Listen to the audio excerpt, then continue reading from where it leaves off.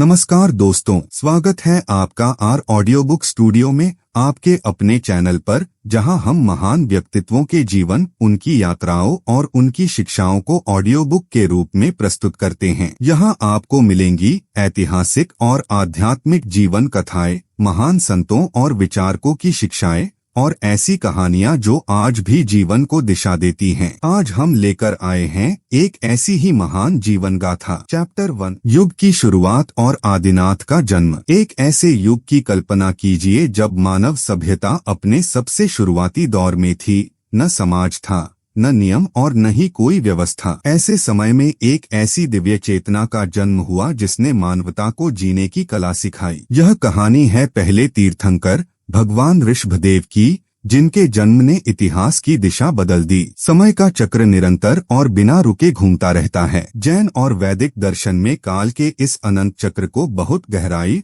और विस्तार से समझाया गया है। एक समय था जिसे भोग भूमि कहा जाता था। यह वह दौर था जब मनुष्य को अपने जीवन यापन के लिए कोई कठोर संघर्ष नहीं करना पड़ता था। प्रकृति स्वयं एक माँ की तरह मानव की हर आवश्यकता पूरी करती थी। कहा जाता है कि उस युग में कल्पवृक्ष नामक चमत्कारी पेड़ों से लोगों को भोजन, वस्त्र, औषधियाँ और यहाँ तक कि रहने के लिए स्थान भी सहज ही मिल जाया करता था। लोग अत्यंत सीधे, सरल और निष्कपट थे। उनके मन में कोई छल, क्रोध या अपराध की भावना नहीं थी। उनका जीवन एक स्वाभाविक लय में बह रहा था। लेकिन समय हमेशा एक सा नहीं रहता। प्रकृति का अटल नियम है परिवर्तन। धीरे धीरे समय का चक्र घूमा और भोग भूमि का प्रभाव कम होने लगा और इसके साथ ही कर्म भूमि का उदय होने लगा। कल्पवृक्ष जो कभी जीवन का आधार हुआ करते थे, अब अपनी चमक और शक्ति खोने लगे थे। प्रकृति से सहज मिलने वाले संसाधन कम होने लगे। ऐसे में उस समय के सीधे सादे मानव समाज में एक अजीब सी घबराहट और बेचैनी फैलने लगी। उन्हें समझ नहीं आ रहा था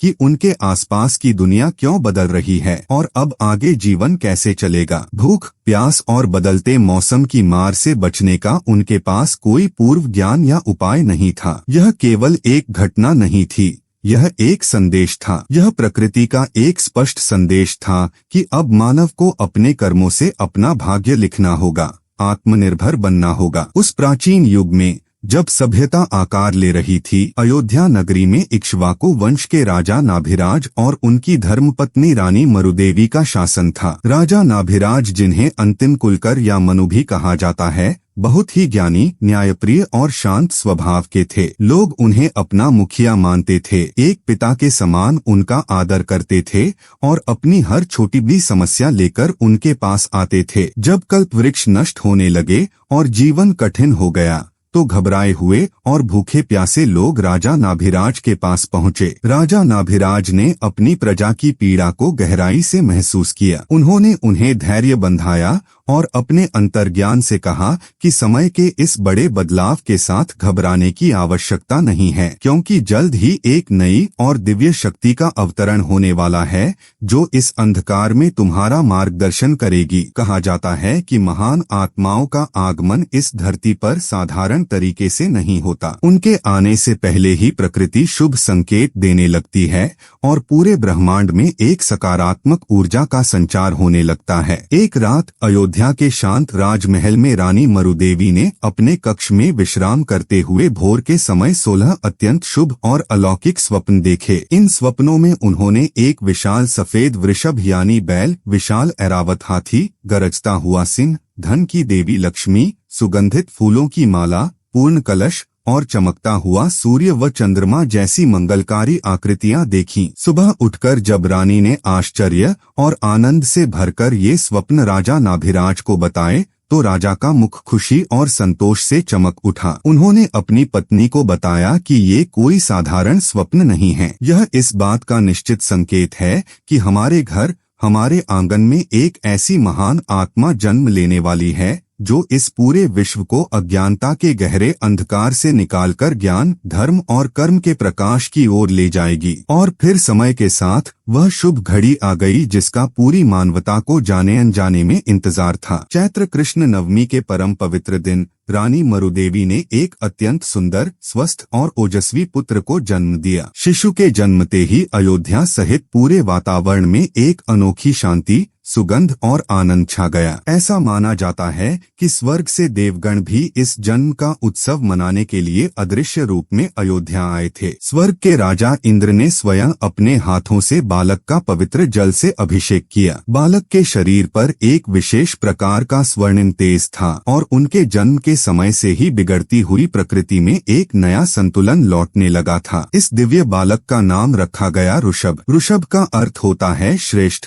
या वह जो ज्ञान और धर्म की अमृत वर्षा करे। उनके सीने पर बैल का एक प्राकृतिक और सुंदर चिन्ह था, जो उनकी अपार शक्ति, धैर्य और धर्म के प्रति उनकी अडिगता का प्रतीक था। इसलिए आगे चलकर उन्हें आदिनाथ और वृषभनाथ के नाम से भी पूरे संसार में जाना गया। बालक ऋषभदेव का बचपन अयोध्या के विशाल और सुंदर राजमहलों में बीता, लेकिन उनकी सोच, उनका दृष्टिकोण और उनका व्यवहार किसी भी साधारण राजकुमार से बहुत अलग और बहुत गहरा था। बचपन से ही वे बहुत गंभीर, शांत और एकांत प्रिय थे। वे अक्सर राजमहल की खिड़कियों से बाहर प्रकृति को निहारते रहते, बदलते मौसम को देखते और गहरे ध्यान में मग्न हो जाते। वे देखते थे कि कैसे लोग भोजन के लिए परेशान हो रहे हैं, कैसे वे ठंड और बारिश से बचने के लिए संघर्ष कर रहे हैं। उनका जीवन हमें यह सिखाता है कि महानता उम्र की मोहताज नहीं होती, वह तो जन्म से ही आत्मा में वास करती है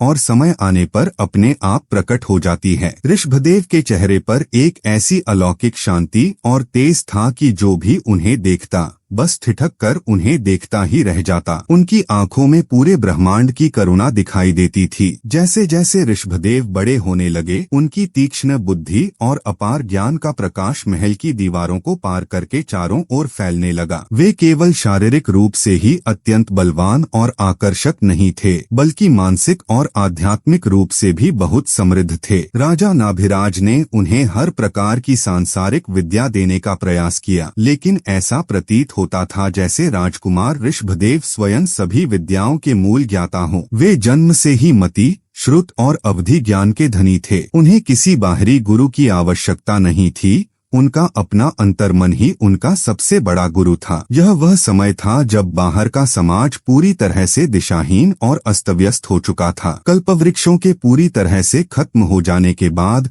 लोगों के सामने भूखमरी और अस्तित्व का संकट आ खड़ा हुआ था। जो लोग कभी अमृत समान भोजन करते थे, वे अब जंगली जानवरों की तरह कच्चे फल, कड़वे पत्ते और जड़ें खाने को मजबूर थे। उन्हें नहीं पता था कि बीजों से नया अनाज कैसे उगाया जाता है, आग कैसे जलाई जाती है, खाना कैसे पकाया जाता है या रहने के लिए सुरक्षित घर कैसे बनाया जाता है। समाज में कोई नियम, कोई परिवार व्यवस्था या कोई कानून नहीं था। लोग अपनी इन बुनियादी समस्याओं का समाधान खोजने के लिए एक बार फिर हताश होकर राजा नाभिराज के पास गए। राजा नाभिराज ने तब अपनी प्रजा को देखा और मुस्कुराते हुए कहा कि अब मेरे पुत्र ऋषभदेव युवा हो चुके हैं और अब वही तुम्हारे सच्चे मार्गदर्शक बनेंगे। यहीं से उनके जीवन की दिशा बदलती है। ऋषभदेव ने अपने राजमहल के सुरक्षित घेरे से बाहर निकलकर देखा कि मनुष्य अज्ञानता और दिशाहीनता के कारण कितना कष्ट सह रहा है। उन्होंने गहराई से महसूस किया कि अगर इस असहाय समाज को बचाना है तो केवल सहानुभूति काम नहीं आएगी, बल्कि उन्हें कर्म करना सिखाना होगा। उन्हें यह बताना होगा कि प्रकृति पर पूरी तरह से निर्भर रहने का समय अब हमेशा के लिए समाप्त हो चुका है। अब उन्हें अपनी मेहनत, अपने कौशल और अपनी बुद्धि से अपना जीवन संवारना होगा। यह उनकी सोच की जड़ थी। उन्होंने एक सख्त शासक की तरह आदेश नहीं दिए, बल्कि एक करुणावान पिता की तरह भटकी हुई प्रजा को गले लगाया। ऋषभदेव ने सबसे पहले डरे हुए लोगों को एक स्थान पर इकट्ठा किया और उन्हें अपनी शांत वाणी में समझाया कि डरने या निराश होने की कोई आवश्यकता नहीं है। उन्होंने मानव जाति को व्यवस्थित करने का एक बहुत बड़ा और ऐतिहासिक बीड़ा उठाया। जो लोग बिना किसी दिशा के जंगलों में भटक रहे थे, उन्हें एक सामाजिक सूत्र में पिरोने का काम शुरू हुआ। ऋषभदेव का यह कदम कोई साधारण बात नहीं थी। यह इतिहास में पहली बार हो रहा था कि कोई व्यक्ति एक पूरे समाज का, एक पूरी सभ्यता का नए सिरे से निर्माण कर रहा था। उन्होंने लोगों को यह पक्का विश्वास दिलाया कि वे अपनी मेहनत और आपसी सहयोग से एक नया और सुरक्षित संसार बसा सकते हैं। उन्होंने सबसे पहले लोगों को एक साथ रहने और सामूहिक सुरक्षा का महत्व समझाया। उन्होंने बस्तियां बसाने की पूरी रूपरेखा तैयार की और लोगों को बताया कि कैसे लकड़ी, पत्तों और मिट्टी का सही उपयोग करके सर्दी, गर्मी और बारिश से बचने के लिए मजबूत घर बनाए जा सकते हैं। इस प्रकार अयोध्या केवल एक भौगोलिक स्थान नहीं रहा, बल्कि वह मानव सभ्यता की पहली व्यवस्थित नगरी और राजधानी बनने की राह पर तेजी से चल पड़ा। ऋषभदेव के इन शुरुआती और ठोस कदमों ने ही मानव को एक जंगली और आदिम अवस्था से निकालकर एक सभ्य, विचारशील नागरिक बनने की ओर प्रेरित किया। यह केवल एक पुरानी कहानी नहीं है, बल्कि यह हमारे अपने मानव अस्तित्व और समाज की शुरुआत की दास्तान है। ऋषभदेव ने अपने जीवन के शुरुआती वर्षों में ही यह साबित कर दिया था कि वे केवल सिंहासन पर बैठकर राज करने के लिए जन्म नहीं लिए हैं, बल्कि वे एक नए युग के निर्माता हैं। उन्होंने अपनी प्रजा के भीतर छिपी उस क्षमता को जगाया और वह भारी आत्मविश्वास दिया जिसकी उन्हें उस संक्रमण काल में सबसे अधिक आवश्यकता थी। उनका यह शुरुआती जीवन और उनका समाज के प्रति निस्वार्थ समर्पण यह दर्शाता है कि सच्चा नेतृत्व वह नहीं है जो लोगों पर राज करे और उन्हें अपना मोहताज बनाए रखे, बल्कि सच्चा नेतृत्व वह है जो लोगों को उनके अपने पैरों पर खड़ा होना सिखाए। उनका बचपन और उनकी युवावस्था का यह आरंभिक चरण मानवता के लिए एक सुनहरी और नई सुबह के समान था। युगों पुरानी अज्ञानता और निर्भरता का अंधेरा धीरे धीरे छंटने लगा था और ज्ञान, स्वावलंबन तथा कर्म का एक नया सूर्य उदय हो रहा था। लेकिन यह तो केवल एक शुरुआत थी। समाज को अभी एक सुसंस्कृत सभ्यता बनने के लिए बहुत कुछ सीखना बाकी था। कला, व्यापार, रक्षा, कृषि और जीवन के अन्य बहुत से महत्वपूर्ण पहलू अभी विकसित होने थे। ऋषभदेव को अभी एक बहुत बड़ी और कठिन भूमिका निभानी थी। उन्हें अभी इस आदिम और कच्चे समाज को एक पूरी तरह से विकसित, सुरक्षित और आत्मनिर्भर सभ्यता में ढालना था। यह उनके जीवन का अंत नहीं था, बल्कि एक नई यात्रा की शुरुआत थी। अब आगे बढ़ते हैं। चैप्टर 2, कर्म युग का उदय और सभ्यता का निर्माण। एक ऐसे समय की कल्पना कीजिए जब मनुष्य पूरी तरह से असहाय था,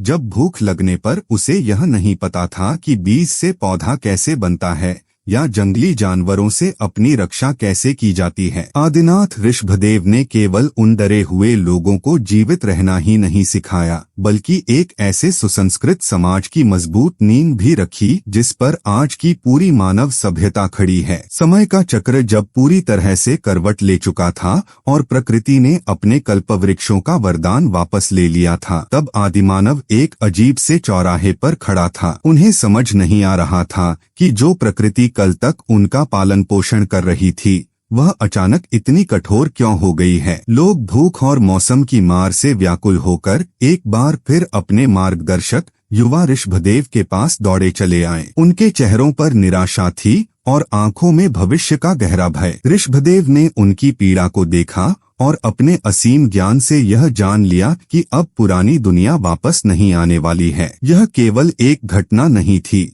यह एक संदेश था। यह ब्रह्मांड का एक स्पष्ट संदेश था कि निर्भरता का युग समाप्त हो चुका है और अब मनुष्य को अपने भाग्य का निर्माण स्वयं अपने हाथों से करना होगा। ऋषभदेव ने समझ लिया था कि केवल उपदेश देने या सांत्वना देने से इस भूखे और असहाय समाज का पेट नहीं भरेगा। उन्हें कुछ ठोस, व्यावहारिक और स्थायी समाधान देने होंगे। उन्होंने लोगों को एकत्र किया और उन्हें सबसे पहला पाठ पढ़ाया कर्म का। उन्होंने बताया कि इस नई दुनिया में जीवित रहने के लिए मेहनत और पुरुषार्थ ही एकमात्र मार्ग है। उन्होंने मानव जाति को 6 मुख्य कर्म या विद्याएं सिखाईं, जिन्हें इतिहास में षटकर्म के नाम से जाना जाता है। ये 6 कर्म थे: असी, मसी, कृषि, विद्या, शिल्प और वाणिज्य। ये केवल काम करने के तरीके नहीं थे, बल्कि एक पूरी सभ्यता को खड़ा करने के स्तंभ थे। सबसे पहले उन्होंने कृषि यानी खेती करना सिखाया।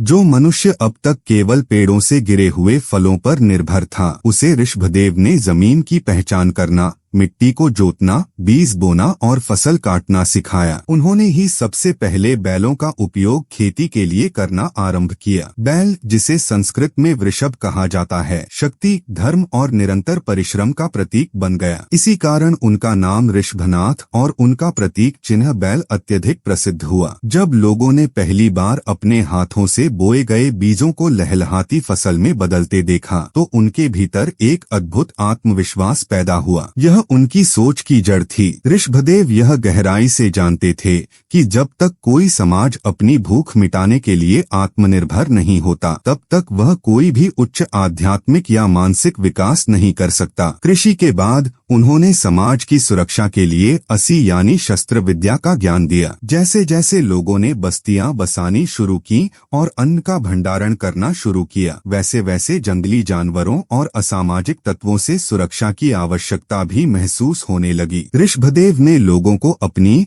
और अपने समुदाय की रक्षा के लिए अस्त्र शस्त्र बनाना और उनका सही उपयोग करना सिखाया। उन्होंने यह स्पष्ट किया कि शस्त्र का उद्देश्य किसी को डराना या उस पर राज करना नहीं है, बल्कि केवल दुर्बलों की रक्षा करना और शांति बनाए रखना है। समाज को मानसिक और बौद्धिक रूप से विकसित करने के लिए उन्होंने मसी यानी लेखन और लिपि कला का आविष्कार किया। विचार केवल हवा में खो न जाएं, एक पीढ़ी का ज्ञान दूसरी पीढ़ी तक सुरक्षित पहुँचे, इसके लिए भाषा और लिपि का होना बहुत जरूरी था। उन्होंने स्याही और कलम का उपयोग करना सिखाया। इसके साथ ही विद्या का भी प्रचार किया, जिसमें साहित्य, कला और शास्त्र शामिल थे। उन्होंने लोगों को यह समझाया कि पेट की भूख मिटने के बाद मस्तिष्क की भूख मिटाना भी उतना ही आवश्यक है। रहने के लिए उन्होंने शिल्प यानी वास्तुकला और कारीगरी का ज्ञान दिया। उन्होंने लोगों को घर बनाने, बर्तन बनाने, कपड़े बुनने और उपयोगी औजार बनाने की तकनीक सिखाई। कच्चे मांस और कंदमूल की जगह आग जलाकर भोजन पकाना सिखाया। इसके बाद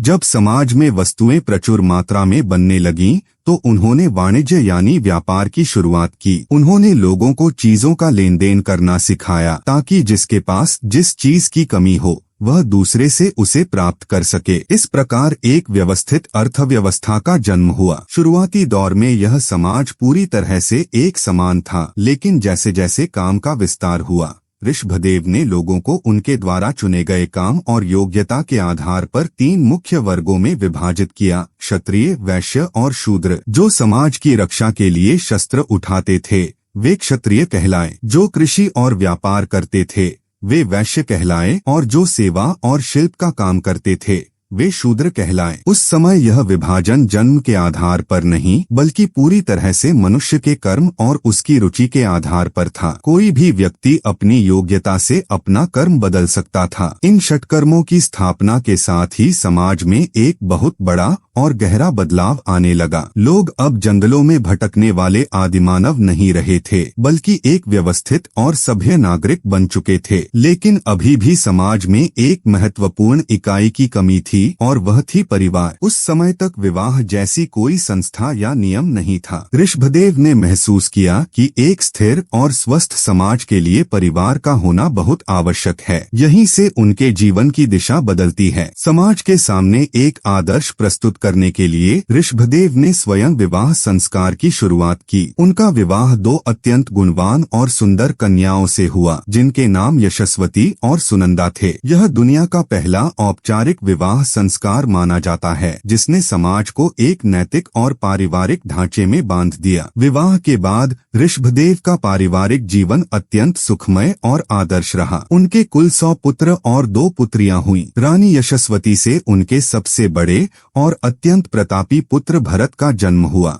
जिनके नाम पर ही आगे चलकर हमारे इस महान देश का नाम भारतवर्ष पड़ा। इसके अलावा यशस्वती से 99 अन्य पुत्र और 1 पुत्री ब्राह्मी का जन्म हुआ। दूसरी रानी सुनंदा से बाहुबली नामक अत्यंत बलवान पुत्र और सुंदरी नामक एक अत्यंत रूपवान और ज्ञानी पुत्री का जन्म हुआ। ऋषभदेव केवल एक महान शासक और समाज सुधारक ही नहीं थे, बल्कि एक बहुत ही जागरूक और स्नेही पिता भी थे। उन्होंने अपने बच्चों की शिक्षा पर विशेष ध्यान दिया। सबसे रोचक बात यह है कि उन्होंने शिक्षा की शुरुआत अपने पुत्रों से नहीं, बल्कि अपनी दोनों पुत्रियों से की। उनका जीवन हमें यह सिखाता है कि किसी भी समाज का असली विकास तब तक संभव नहीं है जब तक उस समाज की स्त्रियां शिक्षित और सशक्त न हो। उन्होंने अपनी पुत्री ब्राह्मी को अपने दाएं हाथ से एक विशेष लिपि लिखना सिखाया, जिसे आज पूरी दुनिया ब्राह्मी लिपि के नाम से जानती है। भारत की अधिकांश प्राचीन लिपियों और भाषाओं का जन्म इसी ब्राह्मी लिपि से हुआ है। वहीं अपनी दूसरी पुत्री सुंदरी को उन्होंने बाएं हाथ से अंक विद्या, गणित और पहाड़े सिखाए। इस प्रकार उन्होंने मानव जाति को भाषा और विज्ञान दोनों का अमूल्य उपहार दिया। बेटियों को शिक्षित करने के बाद उन्होंने अपने पुत्रों को भी विभिन्न कलाओं और विद्याओं में पारंगत किया। उन्होंने अपने सबसे बड़े पुत्र भरत को राजनीति, अर्थशास्त्र और न्याय की शिक्षा दी ताकि वह एक कुशल प्रशासक बन सके। अपने दूसरे पुत्र बाहुबली को उन्होंने मल्ल विद्या, युद्ध कला और वनस्पति विज्ञान का गहरा ज्ञान दिया। बाहुबली अपने समय के सबसे शक्तिशाली और अजेय योद्धा बने। उनके अन्य पुत्रों ने भी अपनी अपनी रुचि के अनुसार विभिन्न शास्त्रों और कलाओं में महारत हासिल की। इस प्रकार आदिनाथ ऋषभदेव के मार्गदर्शन में अयोध्या एक अत्यंत समृद्ध, सुरक्षित और ज्ञान से भरी हुई राजधानी बन गई। उन्होंने लोगों को जीने का एक नया और स्पष्ट उद्देश्य दिया था। जिस मानव समाज ने कुछ समय पहले तक भयानक निराशा और अज्ञानता का अंधेरा देखा था, वह अब कर्म और ज्ञान की सुनहरी धूप में सांस ले रहा था। लोग एक दूसरे का सम्मान करते थे, नियम का पालन करते थे और अपने राजा ऋषभदेव को भगवान की तरह पूजते थे। ऋषभदेव ने एक लंबे समय तक बहुत ही न्यायपूर्ण और शांतिपूर्ण तरीके से शासन किया। उनके राज्य में कोई दुखी नहीं था, कोई दरिद्र नहीं था। उन्होंने दुनिया को दिखा दिया था कि एक आदर्श राज्य कैसा होता है और एक सच्चा शासक अपनी प्रजा का पिता कैसे होता है। चारों ओर सुख, शांति और समृद्धि फैली हुई थी। लोग अपने भौतिक जीवन में पूरी तरह से संतुष्ट और खुश थे। ऐसा लगता था जैसे ऋषभदेव ने पृथ्वी पर ही स्वर्ग उतार दिया हो। उन्होंने मानव जाति को वह सब कुछ दे दिया था जिसकी उन्हें अपना जीवन संवारने के लिए आवश्यकता थी। कर्म युग अपनी पूरी ऊंचाइयों को छू रहा था, लेकिन प्रकृति का नियम है कि जो शुरू होता है वह एक दिन अपनी दिशा जरूर बदलता है। ऋषभदेव का जीवन केवल इस सांसारिक सुख और भौतिक व्यवस्था को स्थापित करने तक ही सीमित नहीं रहने वाला था। उनके भीतर की चेतना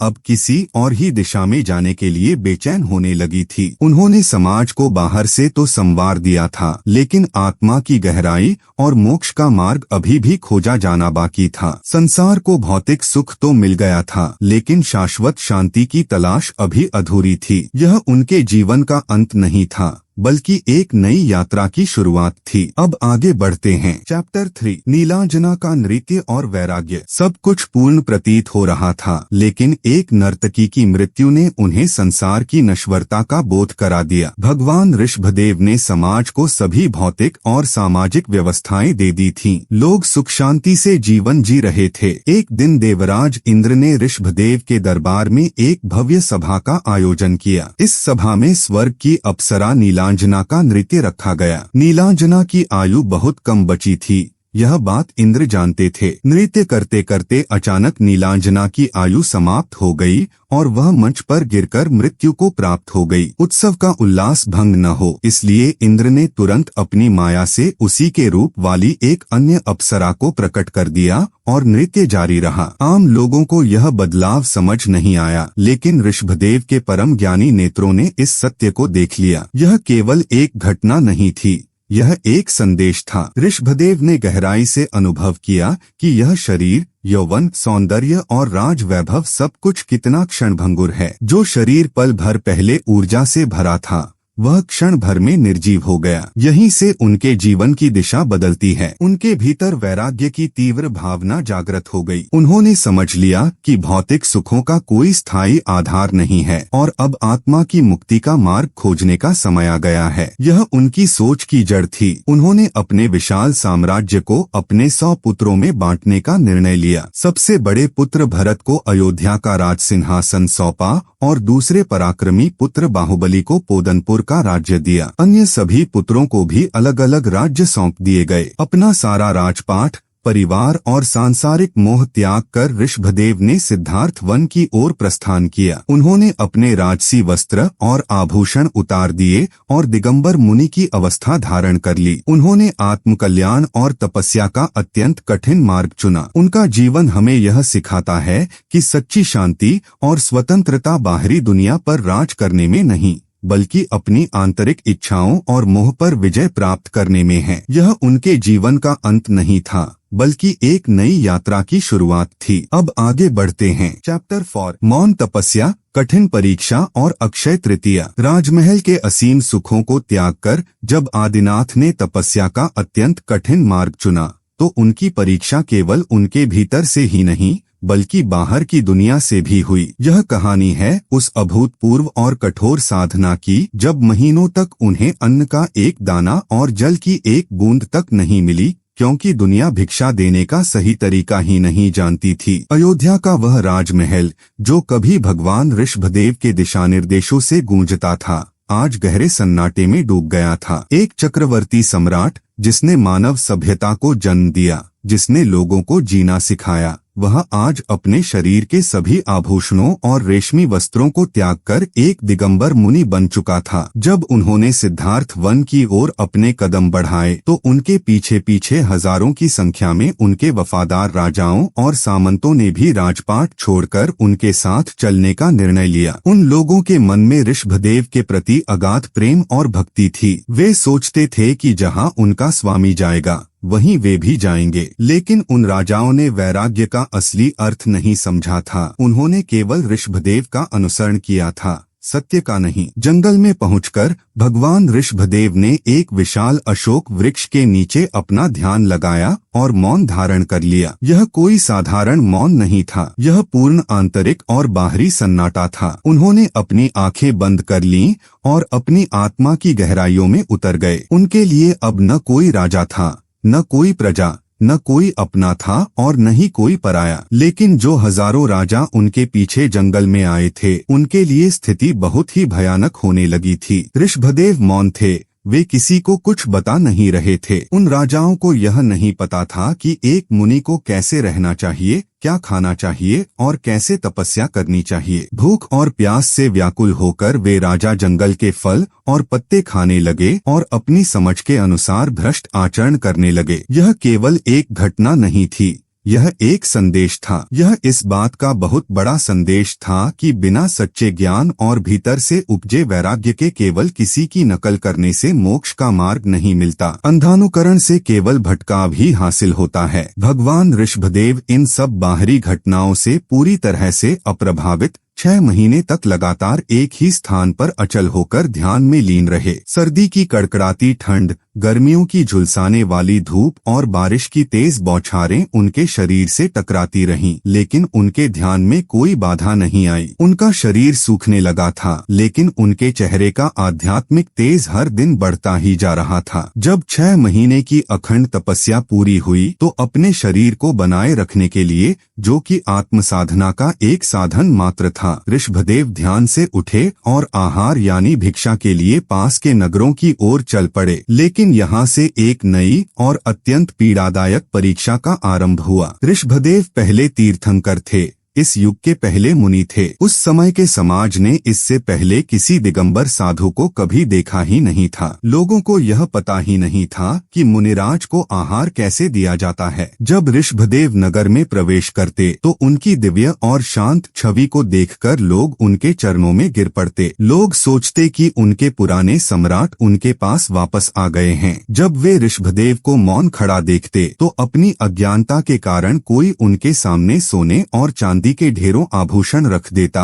कोई रेशमी वस्त्र ले आता, कोई अपने सबसे सुंदर घोड़े और हाथी उन्हें भेंट करने लगता, और कुछ राजा तो अपनी कन्याओं का विवाह उनसे करने का प्रस्ताव लेकर आ जाते। लेकिन ऋषभदेव को तो इन सांसारिक वस्तुओं में से कुछ भी नहीं चाहिए था। उन्हें तो केवल शुद्ध और निर्दोष आहार की आवश्यकता थी, वह भी बिना मांगे। दिगंबर मुनि के नियम बहुत कठोर होते हैं। वे स्वयं किसी से कुछ मांगते नहीं हैं और यदि देने वाला पूरे सम्मान, शुद्धता और नवधा भक्ति के साथ आहार न दे तो वे उसे ग्रहण नहीं करते। ऋषभदेव लोगों की इस अज्ञानता पर न तो क्रोधित हुए और न ही उन्होंने अपना मौन तोड़ा। वे चुपचाप एक घर से दूसरे घर, एक नगर से दूसरे नगर भटकते रहे। यदि उन्हें सही विधि से आहार नहीं मिलता तो वे खाली हाथ वापस जंगल लौट जाते और फिर से ध्यान में बैठ जाते। दिन बीते, सप्ताह बीते और महीने बीत गए, लेकिन भिक्षा का सही तरीका किसी को समझ नहीं आया। इस प्रकार बिना अन्न और जल के लगभग 6 महीने और बीत गए। कुल मिलाकर 1 वर्ष से अधिक का समय हो चुका था जब आदिनाथ ने कुछ भी ग्रहण नहीं किया था। यह मानव इतिहास की सबसे लंबी और बिना किसी शिकायत के सही जाने वाली भूख और प्यास थी। उनका जीवन हमें यह सिखाता है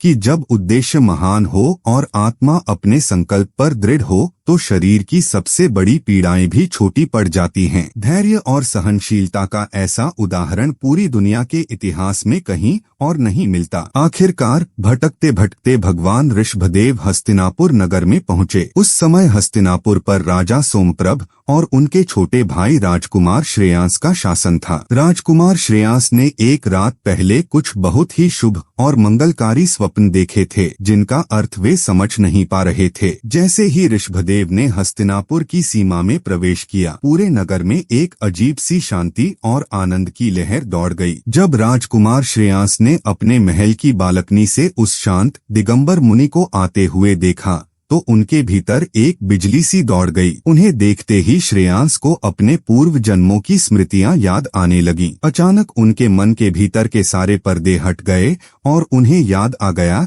कि एक दिगंबर मुनि को आहार दान कैसे दिया जाता है। यहीं से उनके जीवन की दिशा बदलती है। श्रेयांस दौड़ते हुए ऋषभदेव के पास गए। उन्होंने अत्यंत श्रद्धा और भक्ति के साथ मुनिराज के चरण धोए, उनकी परिक्रमा की और पूरे सम्मान के साथ उन्हें एक ऊंचे स्थान पर बैठाया। उस समय श्रेयांस के पास गन्ने का ताजा और शुद्ध रस मौजूद था। उन्होंने अपनी अंजलि से वह इक्षुरस यानी गन्ने का रस भगवान ऋषभदेव की अंजलि में डाला। ऋषभदेव ने भी उसी शांत भाव से अपने दोनों हाथों की अंजलि बनाकर उस गन्ने के रस को ग्रहण किया। जिस दिन यह ऐतिहासिक घटना घटी वह वैशाख महीने के शुक्ल पक्ष की तृतीया का दिन था। 1 वर्ष की लंबी और कठोर तपस्या के बाद ऋषभदेव का उपवास गन्ने के रस से टूटा था। राजकुमार श्रेयांस द्वारा दिया गया यह दान इतना पवित्र और महान था कि देवताओं ने भी आकाश से फूलों की वर्षा की। यह दिन हमेशा के लिए अमर हो गया और आज भी हम इस दिन को अक्षय तृतीया के नाम से पूरे उल्लास के साथ मनाते हैं। अक्षय का अर्थ होता है जिसका कभी नाश न हो। राजकुमार श्रेयांस का यह पुण्य कर्म अक्षय हो गया था और ऋषभदेव की तपस्या का यह चरण भी अमरता को प्राप्त हो गया था। गन्ने का रस ग्रहण करने के बाद ऋषभदेव वहां एक पल के लिए भी नहीं रुके। वे पुनः उसी मौन और शांति के साथ वापस घने जंगलों की ओर लौट गए। आहार उनके लिए शरीर को ऊर्जा देने का एक वैज्ञानिक और प्राकृतिक तरीका मात्र था, स्वाद या आनंद का विषय नहीं। यह उनकी सोच की जड़ थी। वे इस बात को भली भांति जानते थे कि असली यात्रा बाहर के भोजन से नहीं बल्कि भीतर के ज्ञान से पूरी होगी। जंगल में लौटकर उन्होंने अपनी तपस्या को और भी अधिक कठोर कर दिया। अब वे केवल एक स्थान पर बैठकर ध्यान नहीं करते थे बल्कि उन्होंने पदयात्राएं भी शुरू कर दी। वे पहाड़ों की गुफाओं में, नदियों के किनारे और भयंकर जंगलों में जाकर ध्यान लगाते थे। उनके आसपास जंगली जानवर घूमते रहते, लेकिन भगवान ऋषभदेव की अहिंसा और करुणा की ऊर्जा इतनी प्रबल थी कि शेर और हिरण भी उनके पास आकर अपना जन्मजात बैर भूल जाते थे और एक साथ शांति से बैठते थे। उन्होंने पूरे 1000 वर्षों तक इसी प्रकार कठोर तपस्या की। यह 1000 वर्ष कोई साधारण समय नहीं था। इस दौरान उन्होंने अपने मन की हर बारीक से बारीक इच्छा, अपने भीतर छिपे हर सूक्ष्म मोह, हर तरह के क्रोध, मान, माया और लोभ को पूरी तरह से जलाकर भस्म कर दिया। उनके भीतर अब कोई विचार नहीं बचा था, केवल एक शुद्ध चेतना शेष थी। उन्होंने अपने कर्मों के उन भारी बंधनों को एक एक करके काट डाला जो एक आत्मा को इस संसार के चक्र में बांधे रखते हैं। उनका बाहरी मौन अब उनके भीतर का परम संगीत बन चुका था। यह कठोर तपस्या, यह भूख, यह भटकना और यह 1000 वर्षों का एकांत साधना काल मानव चेतना को उसके सबसे ऊंचे शिखर तक ले जाने की एक व्यवस्थित प्रक्रिया थी। उन्होंने यह सिद्ध कर दिया था कि एक इंसान अपनी इंद्रियों को जीतकर किस प्रकार परमात्मा के स्तर तक पहुंच सकता है। यह उनके जीवन का अंत नहीं था, बल्कि एक नई यात्रा की शुरुआत थी। अब आगे बढ़ते हैं। चैप्टर 5 केवल ज्ञान की प्राप्ति और समवसरण। 1000 वर्ष की कठोर तपस्या के बाद वह क्षण आया जब अज्ञान का अंधकार पूरी तरह मिट गया और आदिनाथ को ब्रह्मांड का सर्वोच्च ज्ञान प्राप्त हुआ। फाल्गुन कृष्ण एकादशी के दिन पुरिमताल नगर के बाहर शकटमुख उद्यान में एक विशाल वट वृक्ष के नीचे ध्यान करते हुए ऋषभदेव ने अपने 4 घातिया कर्मों ज्ञानावरण, दर्शनावरण, मोहनीय और अंतराय का पूर्ण रूप से नाश कर दिया। यहीं से उनके जीवन की दिशा बदलती है। उन्हें केवल ज्ञान सर्वज्ञता की प्राप्ति हुई, जिससे वे संपूर्ण ब्रह्मांड के भूत, वर्तमान और भविष्य के ज्ञाता बन गए। उनके केवल ज्ञान प्राप्त करते ही देवराज इंद्र और अन्य देवताओं ने उनके उपदेश के लिए एक अलौकिक सभा की रचना की, जिसे समवसरण कहा जाता है। यह समवसरण एक विशाल, गोलाकार और दिव्य रचना थी, जहां बिना किसी भेदभाव के मनुष्य, देवगण और यहाँ तक कि शेर व गाय जैसे जन्मजात शत्रु पशु पक्षी भी एक साथ शांत भाव से बैठकर उनका उपदेश सुनते थे। यह केवल एक घटना नहीं थी, यह एक संदेश था कि परम ज्ञान के प्रकाश में सभी जीव एक समान हैं और वैरभाव का कोई स्थान नहीं है। भगवान ऋषभदेव का उपदेश किसी एक विशेष भाषा में नहीं, बल्कि दिव्य ध्वनि ओमकार रूपी गूंज के रूप में खिरता था, जिसे हर जीव अपनी अपनी भाषा में सहज ही समझ लेता था। उन्होंने धर्म के मूल सिद्धांतों का उपदेश दिया। उन्होंने अहिंसा, मन, वचन और कर्म से किसी को कष्ट न देना, अनेकांतवाद, सत्य के कई दृष्टिकोण होते हैं, इसलिए दूसरों के विचारों का सम्मान करना और अपरिग्रह, आवश्यकता से अधिक भौतिक वस्तुओं का संचय न करना की शिक्षा दी। उन्होंने स्पष्ट किया कि मोक्ष किसी बाहरी शक्ति की कृपा से नहीं, बल्कि सम्यक दर्शन, सम्यक ज्ञान और सम्यक चारित्र के मार्ग पर चलने से ही प्राप्त होता है। यह उनकी सोच की जड़ थी कि आत्मा स्वयं ही परमात्मा बन सकती है। केवल ज्ञान प्राप्ति के बाद आदिनाथ एक ही स्थान पर नहीं रुके। उन्होंने जीवों के कल्याण के लिए पूरे आर्यखंड भारतवर्ष में विहार यात्रा किया। उनके समवसरण में लाखों मुनि, आर्यिकाएं, श्रावक और श्राविकाएं शामिल हुए। उनके सबसे पहले गंधर्व प्रमुख शिष्य उनके ही पुत्र वृषभसेन बने और उनकी पुत्री ब्राह्मी ने पहली आर्यिका जैन साध्वी के रूप में दीक्षा ग्रहण कर नारी शक्ति को आध्यात्मिक मार्ग पर आगे बढ़ाया। उनका जीवन हमें यह सिखाता है कि सच्चा ज्ञान प्राप्त करने के बाद उसे समाज के कल्याण के लिए बांटना ही सर्वोच्च कर्तव्य है। यह उनके जीवन का अंत नहीं था, बल्कि एक नई यात्रा की शुरुआत थी। अब आगे बढ़ते हैं। चैप्टर 6 कैलाश पर्वत पर निर्वाण और शाश्वत धरोहर। लाखों वर्षों तक धर्म का उपदेश देने